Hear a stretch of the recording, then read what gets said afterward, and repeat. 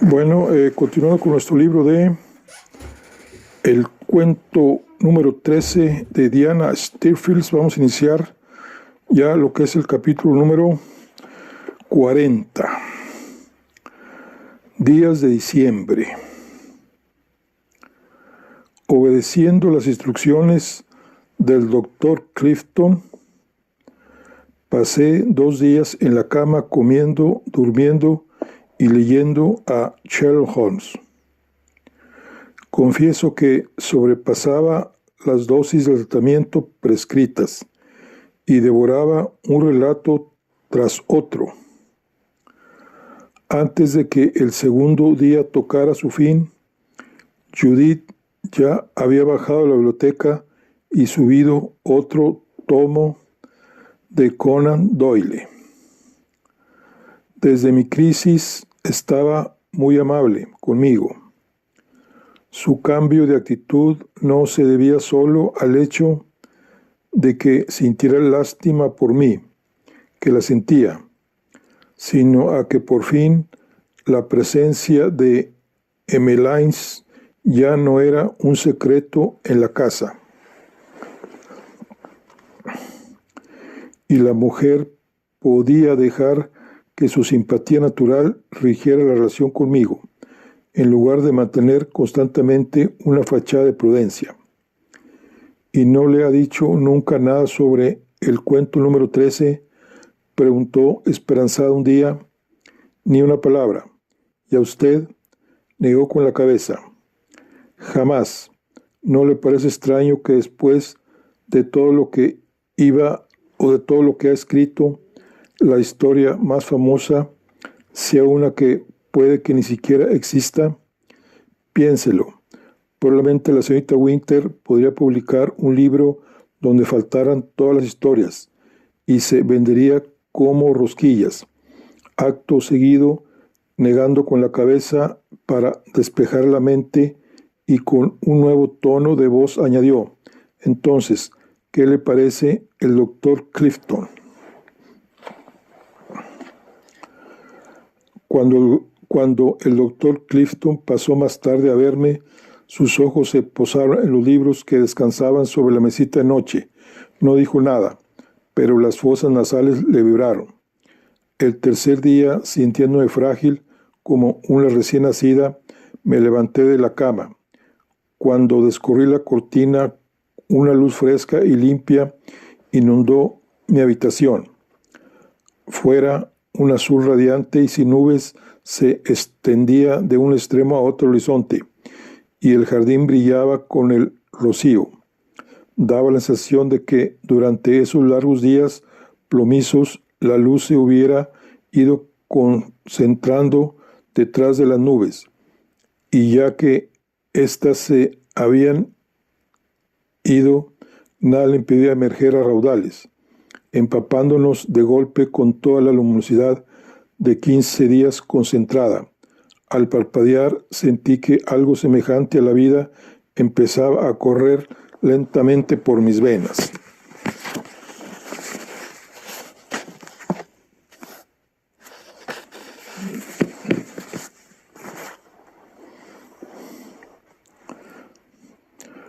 Antes del desayuno salí al jardín, despacio y con tiento. Eché a andar por el césped con sombra pegado a mis talones. El suelo crujía bajo mis pies y el sol se reflejaba en el follaje escarchado.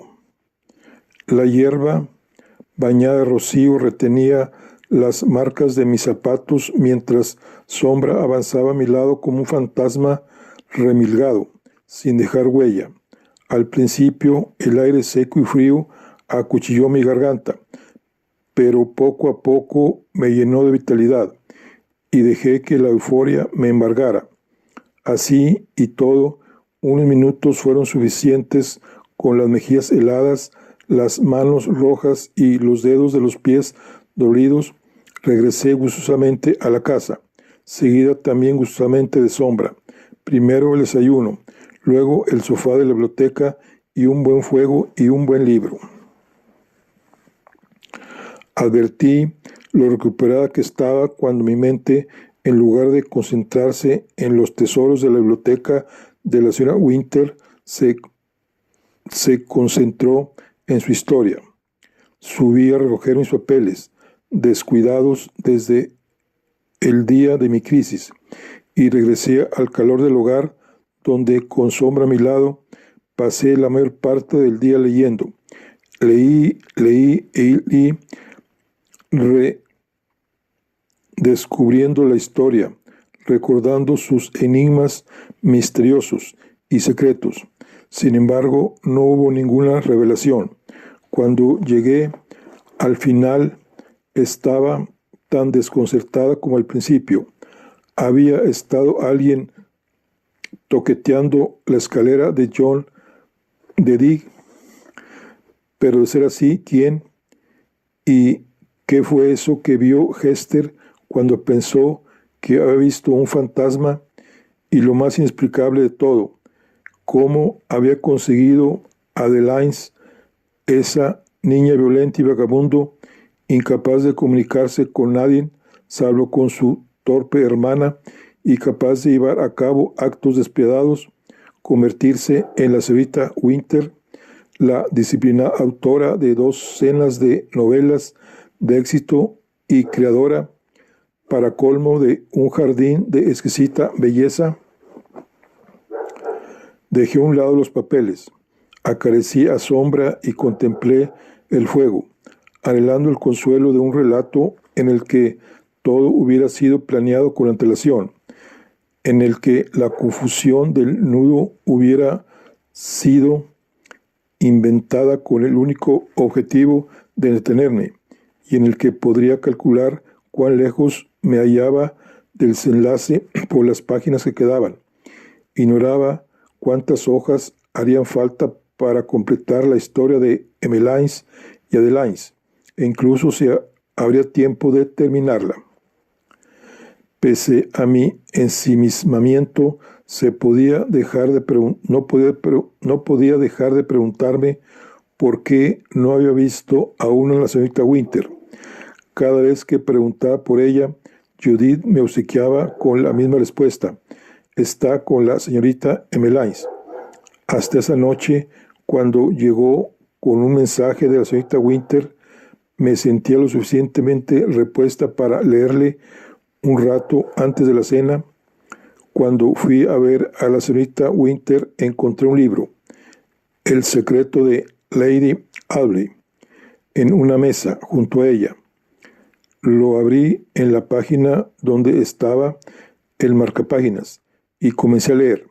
Apenas llevaba un capítulo cuando guardé silencio, intuyendo que ella deseaba decirme algo. ¿Qué sucedió esa noche?, preguntó la señorita Winter. La noche que usted enfermó. Agradecí con nerviosismo la oportunidad de poder explicarme.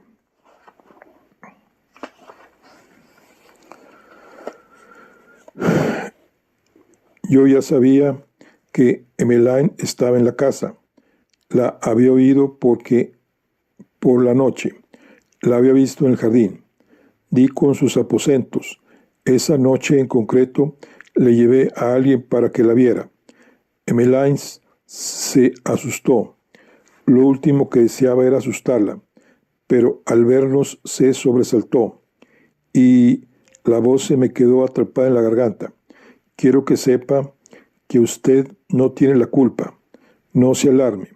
El médico, Judith y yo estamos más que acostumbrados a los gemidos y las crisis nerviosas. Tengo tendencia a la sobreprotección. Fui una estúpida por no contárselo. Hice una pausa. ¿Piensa decirme quién es esa persona que la acompañaba? Emmeline tuvo un hijo, respondí. Esa es la persona que me acompañaba, el hombre del traje marrón. Y tras haber dicho lo que sabía, las preguntas cuya respuesta desconocía treparon hasta mis labios, como si mi franqueza pudiera animar a la señorita Winter a hablar con igual sinceridad. ¿Qué buscaba Emmeline en el jardín? Estaba intentando desenterrar algo la noche que la vi ahí. Lo hace a menudo. Mauricio dice que son los zorros, pero sé que no es cierto. La señora Winter estaba callada y muy quieta. Los muertos están bajo tierra, cité. Eso fue lo que me dijo. ¿Quién cree Emmeline que está enterrado? Su hijo, Hester, ¿a quién busca bajo la tierra? La señorita Winter emitió un murmullo, y aunque tenue, enseguida me trajo el recuerdo extraviado de las roncas palabras que Emmeline había pronunciado en el jardín. Las palabras exactas. ¿Es eso? Añadió la señorita Winter. ¿Es eso lo que dijo? Asentí. En lenguaje de gemelas, asentí de nuevo. La señorita Winter me miró con curiosidad. Lo está haciendo muy bien, Margaret, mejor de lo que yo pensaba. El problema es que el ritmo de esta historia se nos está yendo de las manos. Nos estamos adelantando. Hizo una pausa y bajó la vista hacia su mano. Después me miró directamente a los ojos. Le dije que era mi intención contarle la verdad, Margaret, y voy a hacerlo. Pero antes de que pueda contársela, primero debe ocurrir algo. Va a ocurrir, pero todavía no ha ocurrido. ¿Qué? No pude siquiera terminar la pregunta, pues la señorita Winter negó con la cabeza. Regresemos a Lady Audley y su secreto. ¿Le parece? Leí durante otra media hora, si bien mi mente estaba en otra parte, y tuve la impresión de que la atención de la señorita Winter también divagaba. Cuando Judith llamó a la puerta para anunciar la hora de la cena, cerré el libro y lo dejé sobre la mesa. Y como si no hubiera habido interrupción, como si fuera una continuación de la charla que habíamos estado teniendo, la señorita Winter dijo, si no está muy cansada, ¿por qué no viene esta noche a ver a Emmeline? Bueno, aquí concluimos el capítulo de Días de Diciembre. Vamos con el siguiente capítulo que se llama Hermanas. Cuando llegó la hora, me dirigí a los aposentos de Emmeline. Era la primera vez que acudía ahí, habiendo sido invitada, y lo primero que noté, antes incluso de entrar en el dormitorio, fue la densidad del silencio. Me detuve en el umbral. Ellas todavía no habían reparado en mi presencia, y comprendí que eran sus susurros, casi inaudible. El roce del aliento contra las cuerdas vocales lanzaba ondas al aire, suaves, oclusivas, que desaparecían antes de que pudiera oírlas, silbantes sordas que podía confundir con el sonido de tu propia sangre en los oídos.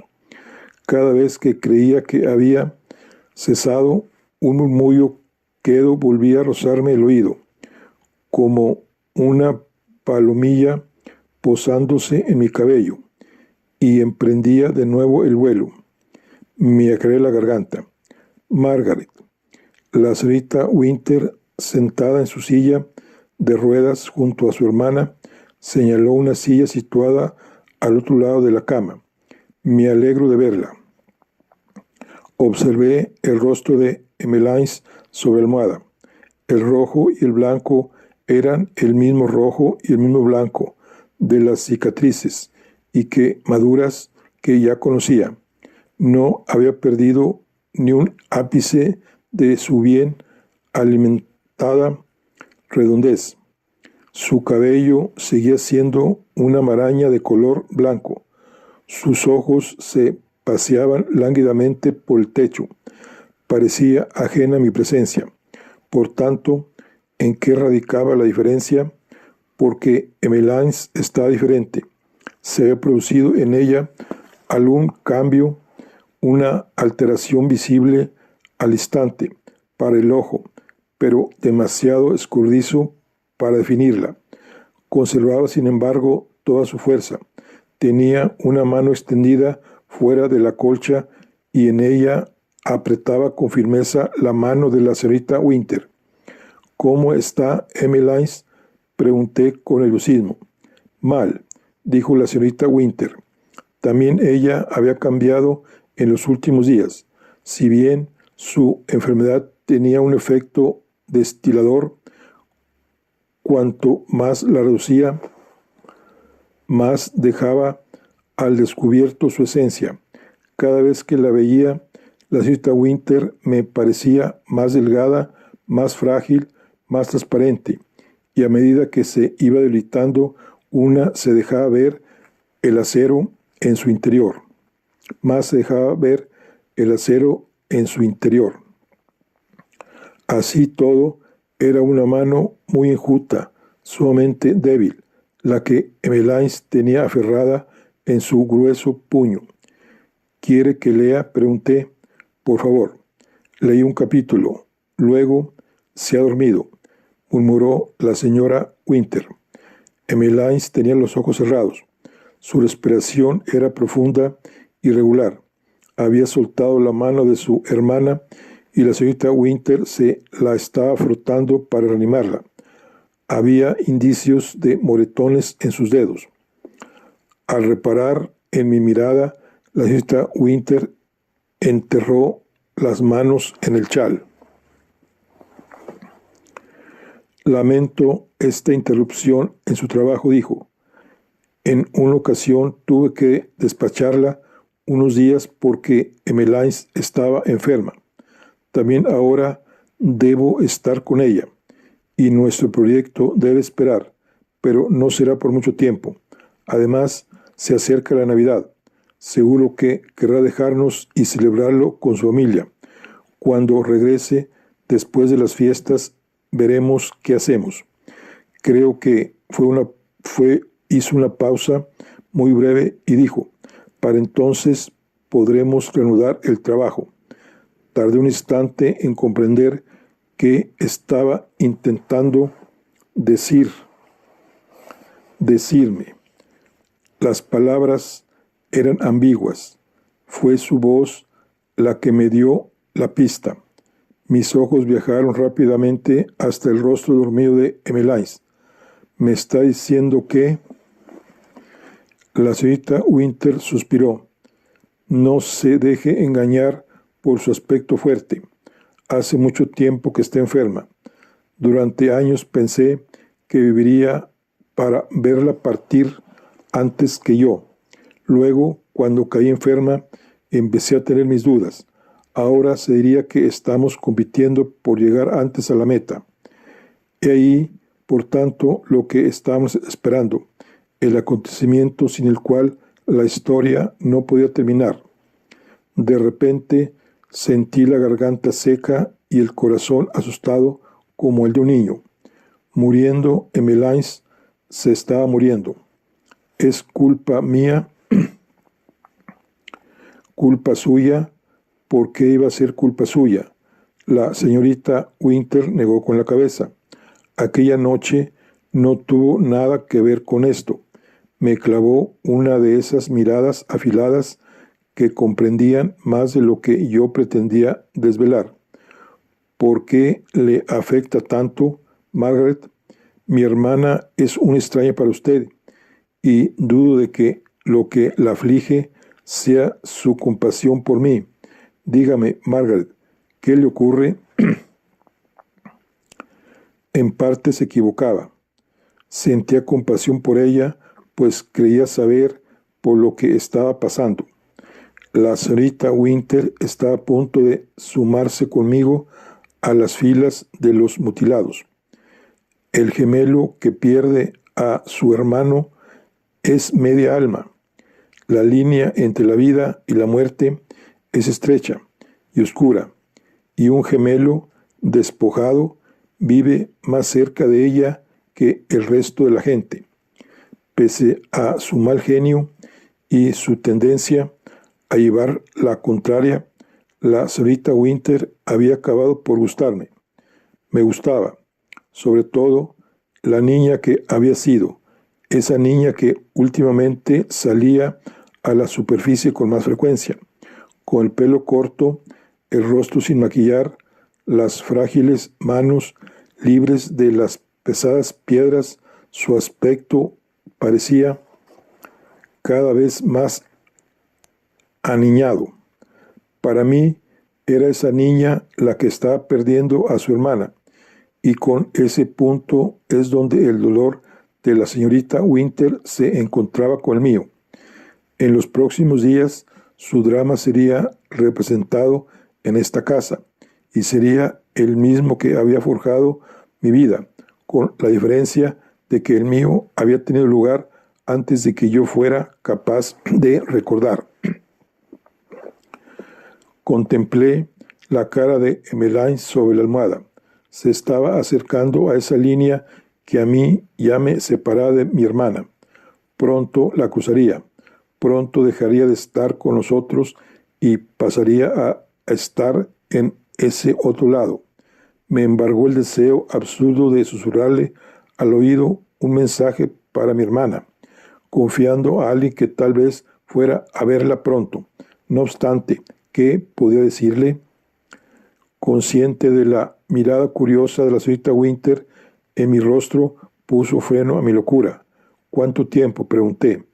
Días, una semana quizá. Me quedé con la señorita Winter hasta bien entrada la noche. Al día siguiente estaba de nuevo ahí, junto al lecho de Emmeline. Leíamos en voz alta, guardábamos largos silencios y nuestra vigilia solo se veía interrumpida por las visitas del doctor Clifton. El hombre parecía tomar mi presencia como algo natural. Me incluía en la sonrisa grave que dirigía a la señorita Winter cuando hablaba en voz baja del deterioro de Emmeline. A veces se sentaba con nosotros durante una hora, compartiendo nuestro limbo, escuchando mientras yo leía libros de un estante cualquiera, abiertos en una página cualquiera, que empezaba y terminaba en un punto cualquiera, a veces en mitad de una frase. Cumbres borrascosas. Chocó con Emma, que cedió el paso a los diamantes de los Eustace, que se desvaneció en tiempos difíciles, el cual se hizo a un lado ante la dama de blanco. Cualquier fragmento valía. El arte completo, formado y acabado, no tenía el poder de consolar. Las palabras, en cambio, era una cuerda de salvamento. Dejaban tras de sí su cadencia sigilosa, un contrapunto a las lentas inspiraciones y aspiraciones de Emmeline. Entonces el día tocó a su fin, y el siguiente ya era Nochebuena, el día de mi partida. Una parte de mí no deseaba marcharme. El silencio de esa casa y la espléndida soledad que ofrecían sus jardines era cuando deseaba en ese momento. La librería y mi padre se me antojaban pequeños y distantes, y mi madre, como siempre, más lejos todavía. En cuanto al día de la Navidad, en nuestra casa las fiestas navideñas caían demasiado cerca de mi cumpleaños para que mi madre pudiera soportar la celebración del nacimiento del hijo de otra mujer, por remoto que fuera. Pensé en mi padre, abriendo las felicitaciones de Navidad de sus contados amigos, colocando sobre la chimenea el inocuo Papá Noel, los paisajes nevados y los petirrojos y apartando las felicitaciones donde aparecía la Virgen. Todos los años las reunía en una pila secreta, retratos hechos con colores vivos de la madre mirando con arrobamiento a su hijo, completo, único y perfecto, formando con él un círculo dichoso de amor y plenitud. Todos los años acababan en la papelería la pila entera. En la papelera la pila entera.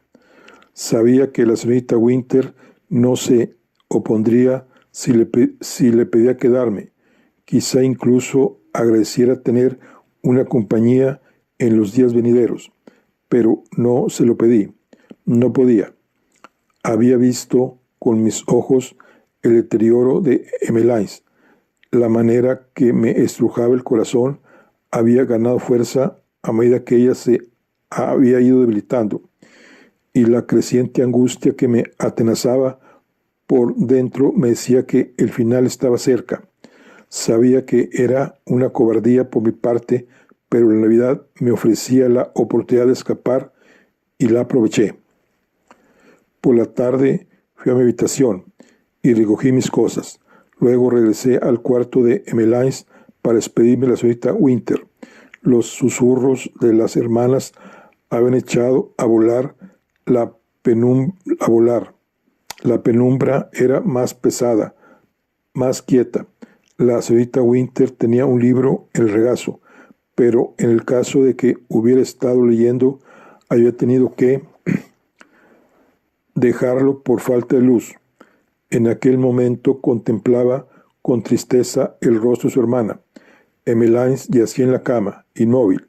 Con cada respiración, la colcha subía y bajaba con suavidad. Tenía los ojos cerrados y parecía estar profundamente dormida. Margaret, murmuró la señorita Winter, señalando una silla. Parecía alegrarse de verme. Juntas, esperamos que la luz muriera del todo, escuchando el vaivén de la respiración de Emmeline. Entre ella y yo, en el lecho de la enferma, la respiración de Emmeline entraba y salía con una cadencia suave, imperturbable y calmante, como si el sonido del oleaje en una playa. La señorita Winter guardaba silencio y también yo permanecía callada, componiendo mentalmente mensajes imposibles que pudiera enviar a mi hermana por medio de esa inminente viajera a ese otro mundo. Con cada exhalación, la habitación parecía llenarse de una pena cada vez más profunda e imperecedera. Contra la ventana, una silueta oscura, la señorita Winter salió de su inmovilidad. «Quiero que tenga esto», dijo, y un movimiento en la penumbra me indicó que me estaba tendiendo algo por encima del lecho.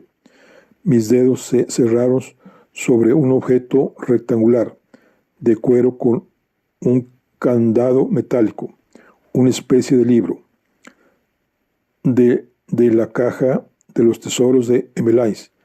«Ya no será necesario. Márchese, léalo, hablaremos a su regreso».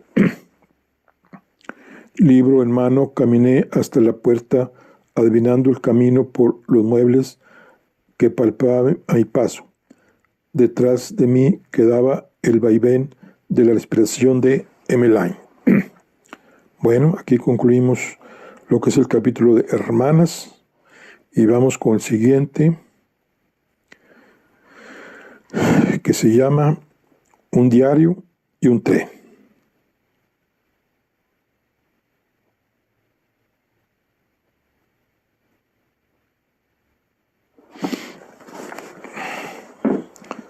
Un diario y un tren. Vamos a ver.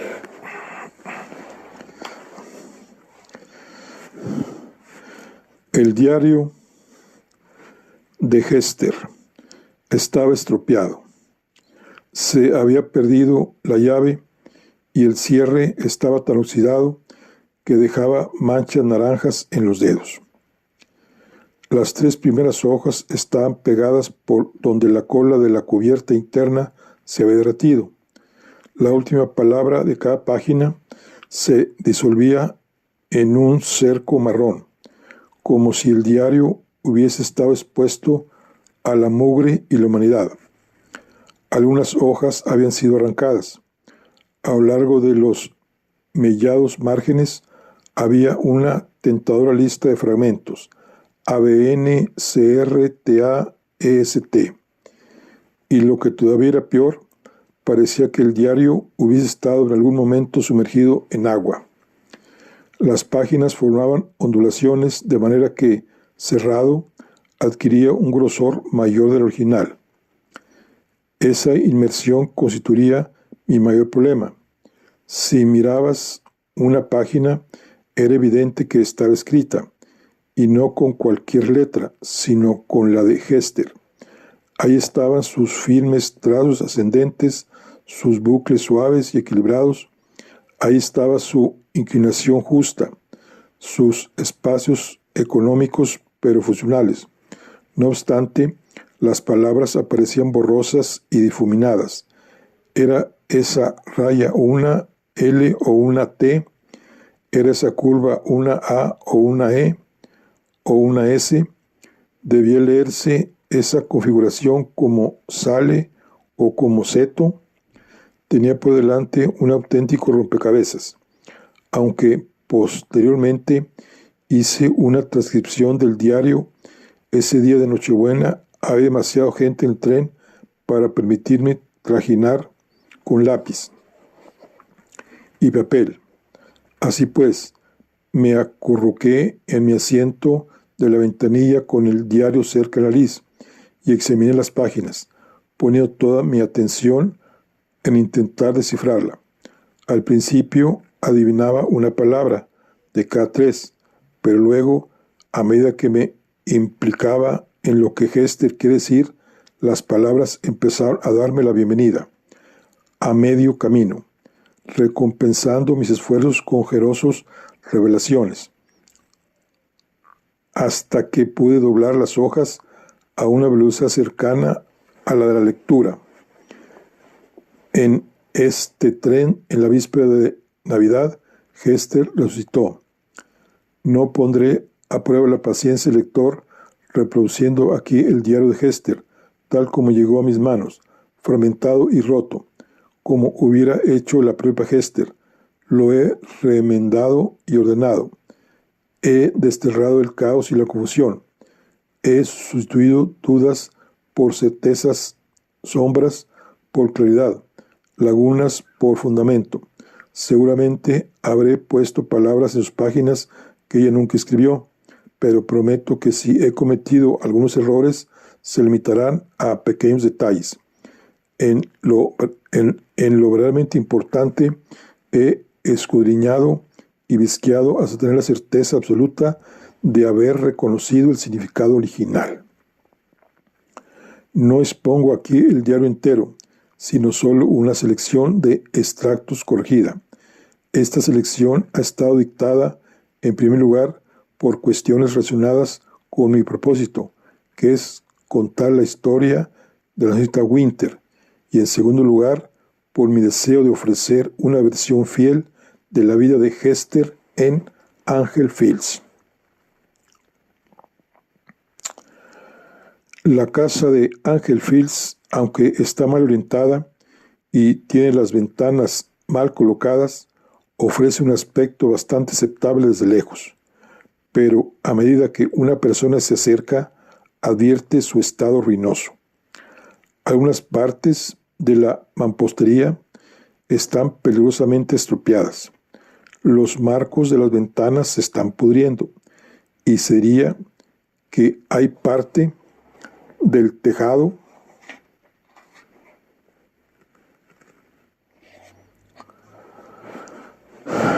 dañadas por las tormentas. Examinar los techos de las habitaciones del desván será una de mis prioridades. El ama de llaves me recibió en la puerta. Aunque trate de ocultarlo, enseguida comprendí que tiene problemas de vista y oído. Dada su edad, no es nada raro. Eso también explica el estado mugriento de la casa.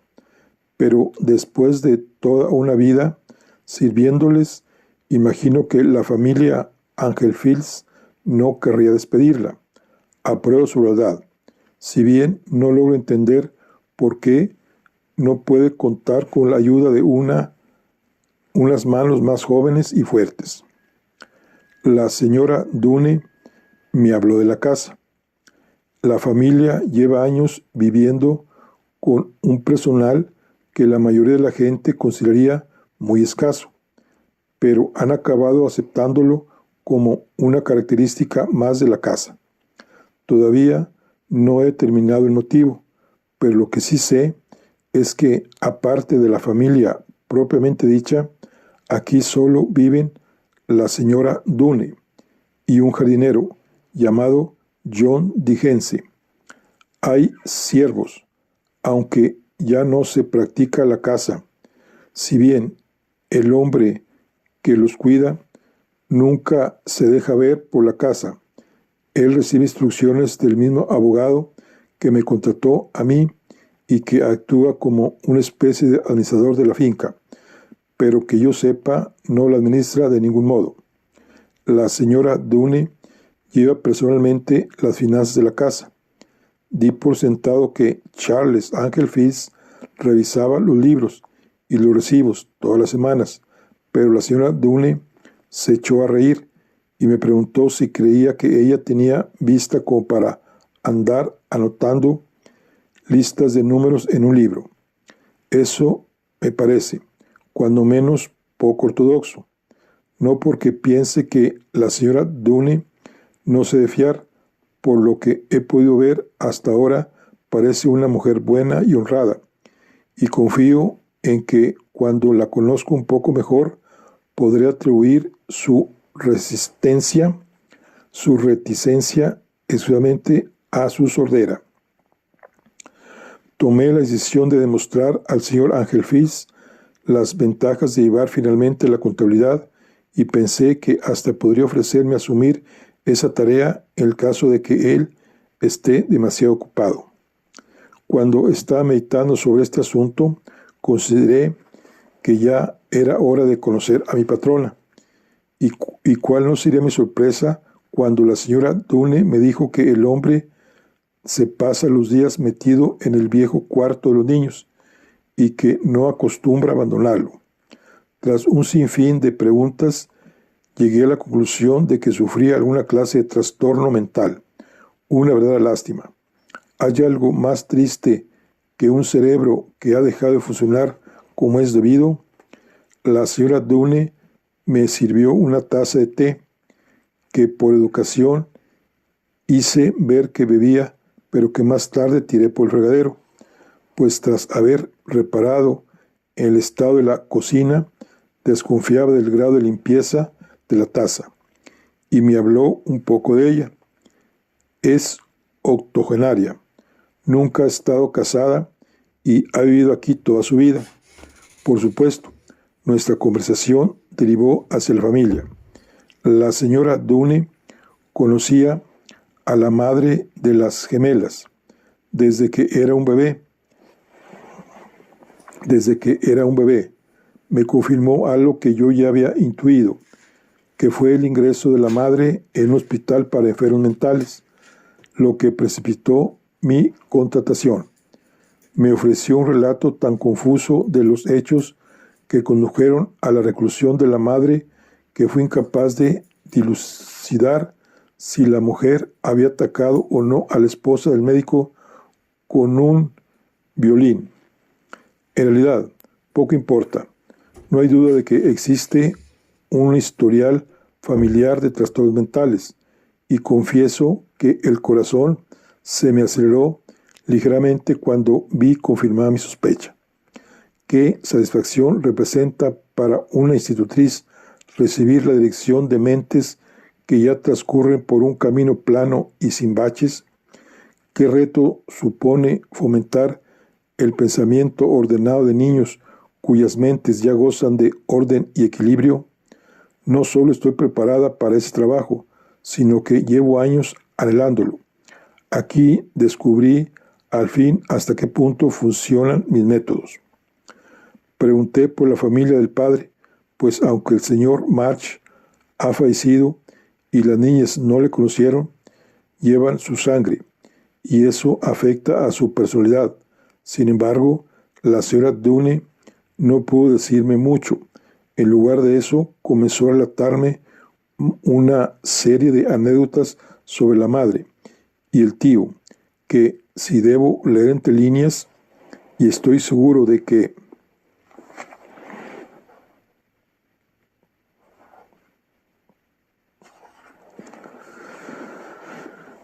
de que esa era su intención, contenía indicios de algo escandaloso.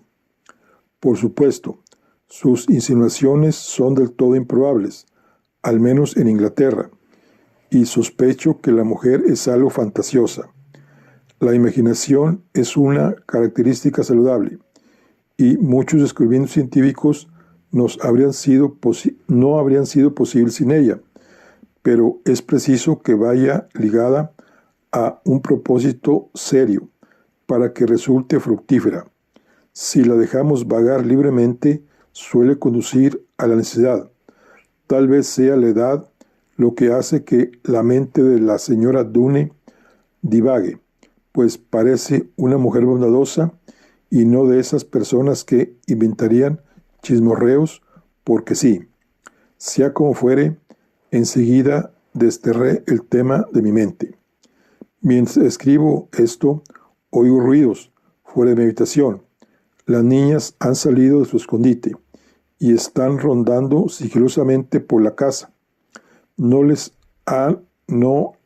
han hecho ningún favor dejándolas vivir a su antojo. Se beneficiarán muchísimo del régimen de orden, higiene y disciplina que tengo previsto imponer en esta casa. No voy a salir a buscarlas. Sin duda es lo que esperan de mí. Y en esta fase conviene a mis propósitos desconcertarlas. La señora Dune me mostró las estancias de la planta baja. Hay mugre por todas partes. Las superficies están cubiertas de polvo y las cortinas cuelgan hechas jirones, aunque ella no lo ve, y las tiene por lo que fueron años atrás, cuando vivía el abuelo de las gemelas, cuando había más personal. Hay un piano, tal vez irrecuperable, pero veré qué se puede hacer, y una biblioteca que seguramente rebosará de conocimiento una vez que el polvo desaparezca y pueda verse su contenido. Los demás pisos los exploré sola, pues no deseaba forzar a subir demasiadas escaleras a la señora Dune. En el primer piso escuché un correteo de pies, susurros y risitas ahogadas. Había encontrado a mis pupilas. Habían cerrado la puerta con llave y guardaron silencio cuando intenté girar el pomo. Pronuncié sus nombres una vez, luego las dejé solas y subí al segundo piso. Tengo por norma estricta no perseguir a mis pupilas, sino enseñarles a que ellas vengan a mí. En las habitaciones del segundo piso, el desorden era tremendo. Estaban sucias, pero a esas alturas ya lo esperaba. La lluvia se había colado por el tejado, tal como suponía, y algunas tablas putrefactas del suelo estaban criando hongos. Un entorno bastante insalubre para criar a unos niños. En el suelo faltaban algunas tablas, como si alguien las hubiera arrancado deliberadamente. Tendré que ir a ver al señor Ángel Fields para hablar de su reparación. Le haré comprender que alguien podría caer por los boquetes o cuando menos torcerse un tobillo. Además, todos los goznes necesitan aceite y todos los marcos de las puertas están combados. A donde iba me seguía el chirrido de puertas girando en sus goznes, el crujido de tablas en el suelo y corrientes de aire que agitaban cortinas, aunque es imposible saber con exactitud de dónde provienen. Regresé a la cocina en cuanto pude. La señora Dune está preparando la cena, y no era mi intención comer guisos preparados en ollas tan repugnantes como las que había visto, de modo que me puse a fregar, tras someter el fregadero al restregón más exhaustivo que había visto en 10 años, y vigilé de cerca la preparación de la comida. La mujer hace lo que puede. Las niñas no bajaban a cenar.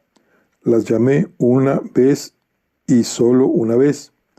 La señora Dune quería insistir y tratar de convencerlas, pero le dije que yo tenía mis métodos y que debía secundarme. El médico vino a cenar. Tal como me había dado a entender, el cabeza de familia no apareció. Pensé que el médico se ofendería, pero pareció encontrarlo de lo más normal, de modo que cenamos solos él y yo, con la señora Dune, esforzándose por servir la mesa, pero necesitada de gran ayuda por mi parte. El médico es un hombre inteligente y cultivado. Desea de corazón que las gemelas mejoren, y fue la persona que más empeño puso en traerme a Ángel Fitz. Me explicó con detenimiento las dificultades a las que tendré que enfrentarme. Le escuché todo lo más educadamente que pude. Cualquier institutriz, después de pasar unas pocas horas en esta casa, se habría hecho una idea clara y completa de la tarea a la que se enfrenta, pero el médico es un hombre de modo que no puede percatarse de lo tedioso que a cualquiera le resulta que le expliquen detenidamente lo que ya ha entendido. Mi impaciencia y la leve brusquedad de una o dos de mis respuestas le pasaron del todo inadvertidas, así que me temo que su capacidad de observación no se corresponde con su energía y su capacidad analítica. No lo critico en exceso, por esperar que toda persona a la que conoce sea menos capaz que él, pues es un hombre inteligente y más aún, un pez gordo en un estanque pequeño. Ha adoptado una actitud de discreta modestia, pero puedo ver que hay detrás de ella porque yo me he disfrazado exactamente de la misma manera. Así todo, necesitaré su apoyo en el proyecto que estoy emprendiendo y pese a sus deficiencias, me aseguraré de convertirlo en mi aliado. Oigo ruidos de disgusto abajo. Las niñas deben de haber encontrado la despensa cerrada con llave. Estarán enfadadas y frustradas, pero ¿de qué otro modo puedo acostumbrarlas a un horario de comida? Y sin un horario de comidas, ¿cómo es posible restaurar el orden? Mañana empezaré por limpiar este dormitorio. Esta noche he pasado un trapo húmedo por la superficie y estuve tentada de limpiar el suelo, pero me dije que no. Mañana tendría que volver a limpiarlo, después de fregar las paredes y bajar las cortinas que resuman mugre. De modo que esta noche dormiré rodeada de suciedad, pero mañana lo haré en una habitación impoluta. Será un buen comienzo, porque mi intención es restablecer el orden y la disciplina en esta casa, y para alcanzar mi objetivo primero debo crearme un espacio limpio donde poder pensar. Nadie puede pensar con claridad y hacer progresos si no está rodeado de orden e higiene. Las gemelas están llorando en el vestíbulo. Es hora de que conozca a mis pupilas. He estado tan ocupada organizando la casa que apenas he tenido tiempo para escribir en mi diario, pero debo encontrarlo, pues es sobre todo por escrito como desarrollo y dejo constancia de mis métodos. Con Emmeline he avanzado mucho. Mi experiencia con ella coincide con el patrón de conducta que he visto en otros niños difíciles. En mi opinión, no está tan trastornada como me habían informado, y con mi influencia llegará a ser una niña agradable. Es cariñosa y tenaz. Ha aprendido a valorar los beneficios de la higiene, come con apetito y es posible conseguir que obedezca órdenes engatusándola y prometiéndole algún capricho. Pronto comprenderá que la bondad trae consigo el aprecio de los demás, y entonces podré reducir los sobornos. Nunca será inteligente, pero ya conozco las limitaciones de mis métodos. Pese a mi competencia, solo puedo fomentar aquello que ya existe. Estoy contenta de mi trabajo con Emmeline. Su hermana es un caso más difícil. He visto comportamientos violentos con anterioridad, de manera que la tendencia destructiva de Adeline me impresiona menos de lo que ella cree. No obstante, hay algo que me sorprende. En otros niños, la tendencia destructiva es una consecuencia indirecta de la rabia, no su objetivo principal. El acto violento, según observado en los pupilos, suele estar motivado casi siempre por un exceso de ira, y el daño que el desahogo de esa ira genera en las personas y en las cosas es secundario. El caso de Adeline no encaja en ese patrón. He visto algunos episodios violentos y me han hablado de otros donde la destrucción parece ser el único móvil de Adeline, y la rabia en ella es algo que tiene que provocar, que alimentar, a fin de generar la energía necesaria para destruir, porque Adeline es una criatura débil, descarnada, que solo se alimenta de migajas. La señora Dune me ha hablado de un incidente en el jardín, cuando Adeline, al parecer, destrozó algunos tejos. Si eso es cierto, es una verdadera lástima. No hay duda de que el jardín en su día fue precioso. Podría arreglarse, pero John ha perdido la ilusión y no solo las figuras padecen.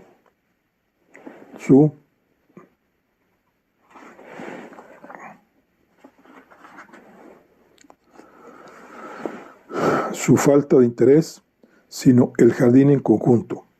Encontraré el tiempo y la forma de devolverle el orgullo. El aspecto y el ambiente de la casa mejorará sobremanera si John pudiera hacer contento su trabajo y el jardín recuperará su orden. Hablar de John y el jardín me recuerda que debo comentarle lo del muchacho. Esta tarde, mientras me paseaba por el aula, me acerqué casualmente a la ventana. Llovía y quise cerrar la ventana para frenar la humedad. La repisa interna ya se está desmoronando. Si no hubiera estado tan cerca de la ventana, de hecho, con la nariz casi pegada al cristal, dudo de que lo hubiera visto. Pero ahí estaba, un muchacho sentado de cuclillas en el arriate descerrando. Vestía un pantalón de hombre cortado a la altura del tobillo y sujeto con tirantes. Un sombrero de ala ancha le ensombrecía el rostro, y eso me impidió calcular su edad, aunque debe tener unos 11 o 12 años. Sé que es una práctica común en las zonas rurales que los niños realicen faenas agrícolas, aunque pensaba que se dedicaban sobre todo al trabajo de granjas, y valoro las ventajas de que aprendan un oficio en edad temprana, pero no me gusta ver a los niños fuera del colegio en horas de clase. Plantearé el asunto a John y me aseguraré de que comprenda que el niño debe pasar las horas de clase en el colegio.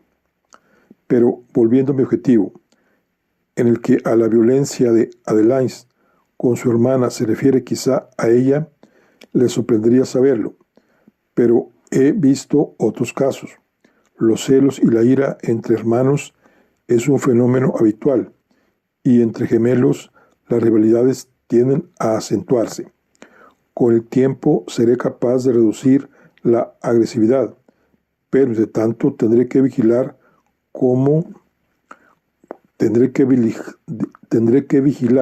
constantemente a Adeline para evitar que haga daño a su hermana, y eso ralentizará otra clase de avances, lo cual es una lástima. Todavía no comprendo por qué Emmeline permite que su hermana le pegue y le tire del pelo y la persiga blandiendo las pinzas de la chimenea con brasas candentes. Dobla a su hermana en tamaño y podría defenderse con más brío. Tal vez sea porque no quiere hacerle daño.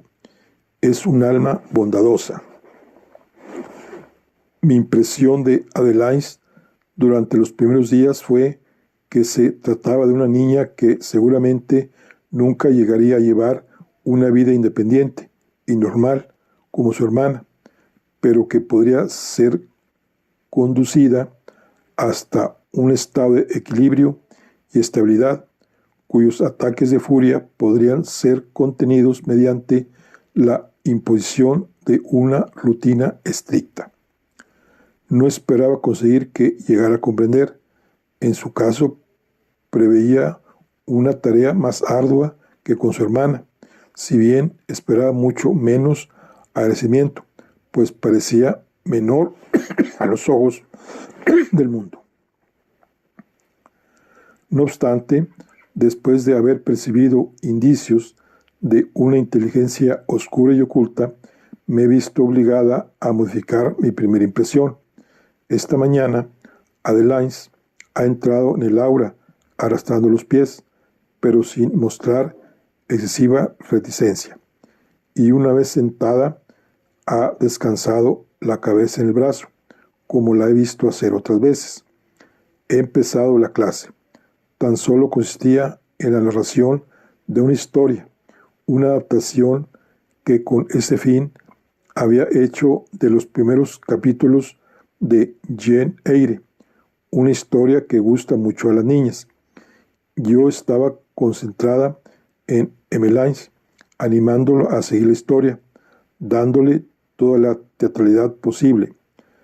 Ponía una voz para la heroína, otra para la tía, e incluso otra para el primo, y acompañaba la narración con gestos y expresiones que ilustraban las emociones de las personas. Emmeline no apartaba los ojos de mí, y yo estaba satisfecha con mi efecto. Por rabillo del ojo he divisado algún movimiento. Adeline ha vuelto la cabeza hacia mí, aunque ésta ha seguido descansando sobre el brazo, y sería que los ojos seguían cerrados.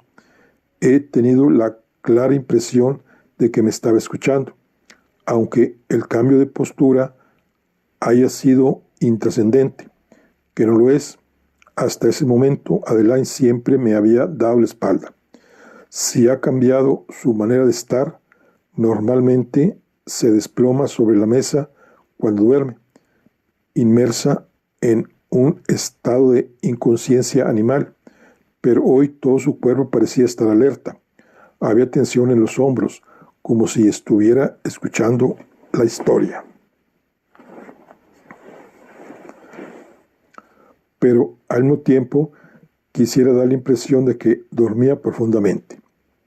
Yo no quería que se diera cuenta de que lo había notado, de modo que he seguido actuando como si estuviera leyendo solo para Emmeline. He mantenido la expresión en la cara y la dramatización en la voz, pero al mismo tiempo he puesto un ojo en Adeline. Y la muchacha no solo estaba escuchando, he advertido un temblor en sus párpados. Ya había creído que tenía los ojos cerrados. Yo había creído que tenía los ojos cerrados, pero me había equivocado. Adeline me estaba mirando a través de las pestañas. Se trata de un adelanto sumamente interesante, un avance que preveo será el broche de mi proyecto aquí. Entonces sucedió algo del todo inesperado. La cara del médico se transformó. Sí, se transformó delante de mis propios ojos. Fue uno de esos momentos en que el rostro adquiere de súbito un aspecto diferente, en que los rasgos, todavía reconocibles, sufren una mutación vertiginosa y se muestra bajo una luz nueva. Me gustaría saber qué hay en la mente humana que hace que las caras de las personas que conocemos cambien y bailen de ese modo. He descartado los efectos ópticos, los fenómenos relacionados con la luz y todo eso, y he llegado a la conclusión de que la explicación se halla en la psicología del espectador. Sea como fuere, La repentina mutación y reorganización de sus rasgos faciales hizo que me quedara mirándolo fijamente unos instantes, lo cual debió de antojársele extraño. Cuando sus rasgos dejaron de dar saltos, percibí algo raro también en su expresión, algo que no pude descifrar. No me gusta lo que no puedo descifrar. Después de mirarnos unos segundos, los dos igual de incómodos, él se marchó bruscamente. Preferiría que la señora Dunne no me cambiara los libros de sitio. ¿Cuántas veces tendré que decirle que no he terminado con un libro hasta que he acabado de leerlo?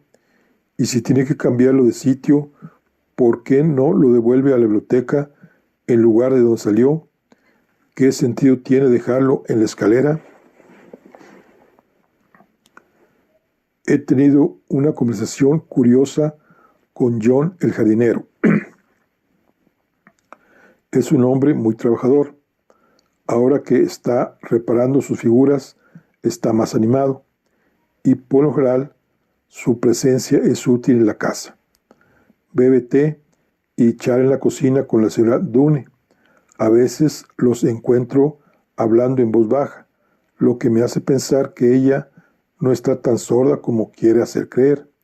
Si no fuera por su avanzada edad, pensaría que ella y John tienen algún tipo de relación amorosa. Pero como eso queda descartado, no logro explicarme cuál es su secreto. Muy a mi pesar, porque ella y yo estamos de acuerdo en la mayoría de las cosas.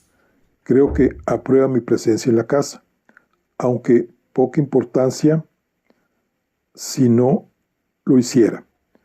Planteé el asunto a la señora Dunne y me dijo que solo hablaban de asuntos domésticos, de los pollos que había que matar, de las patatas que había que desenterrar y demás. ¿Por qué hablaban tan bajo? Insistí y me dijo que no hablaban bajo, al menos no especialmente.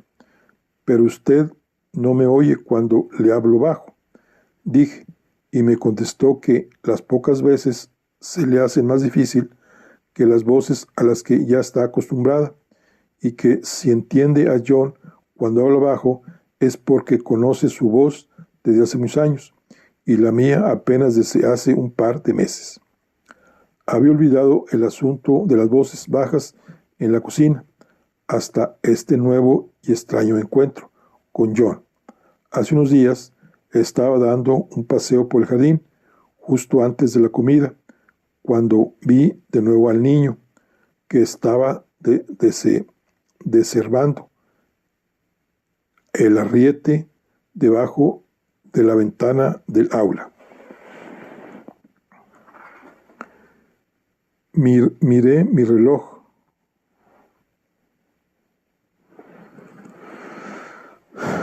Y vi una vez más que era un horario escolar. El niño no me vio porque los árboles me tapaban. Me quedé un rato observándolo.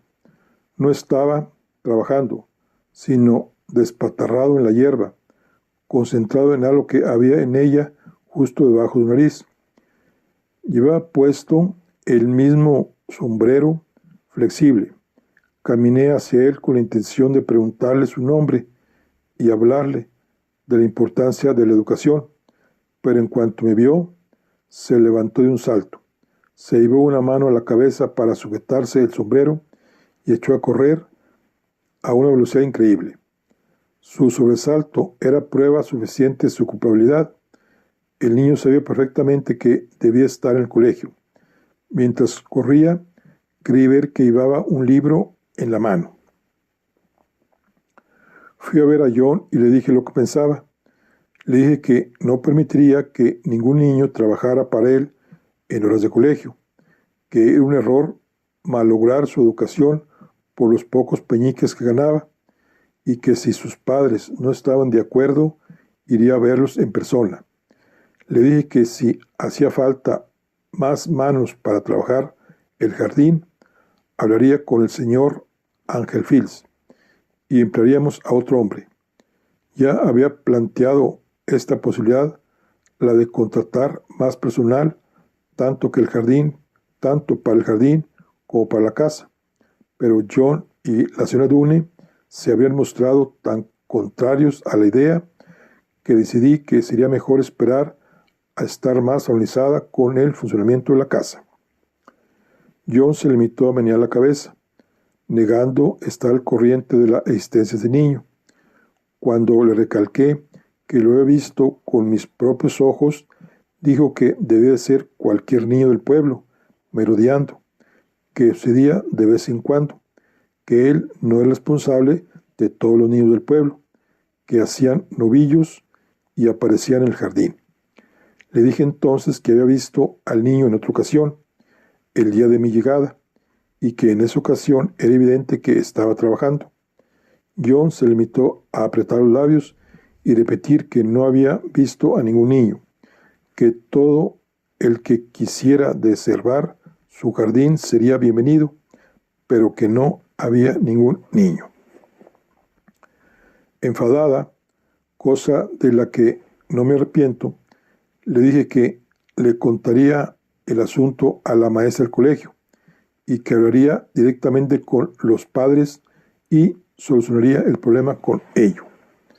John se limitó a agitar las manos como diciendo que no era asunto suyo y que hiciera lo que quisiera. Y desde luego que lo haré. Estoy segura de que conoce a ese niño y me escandaliza su negativa a ayudarme en mi deber para con él. No es propio de John poner dificultades, pero supongo que él mismo entró como aprendiz de jardinero siendo niño y considera que eso no le perjudicó. En las zonas rurales tales actitudes tardan en desaparecer. Estaba absorta en el diario. Los obstáculos de la legibilidad me obligaban a leer despacio, detenerme ante los escollos, servirme de toda mi experiencia, conocimientos e imaginación para dar cuerpo a las palabras fantasmas, pero esas dificultades no consiguen frenarme, sino todo lo contrario. Los márgenes difuminados, las ilegibilidades, las palabras embrunadas parecían llenas de vida, rebosantes de significado. Mientras leía ensimismada, en otra parte de mi mente se estaba fragmentando una decisión. Cuando el tren entró en la estación donde debía apearme para mi transbordo, advertí que la decisión ya me había tomado a mí. Por lo visto, mi destino ya no era mi casa, era Angel Falls. En el tren regional a Banbury había tantos pasajeros que regresaban para las fiestas navideñas que no pude sentarme y nunca leo de pie. Con cada blandazo del tren, con cada empellón y tropezón de mis compañeros de viaje, sentía el rectángulo del diario de Hester clavado en mi pecho.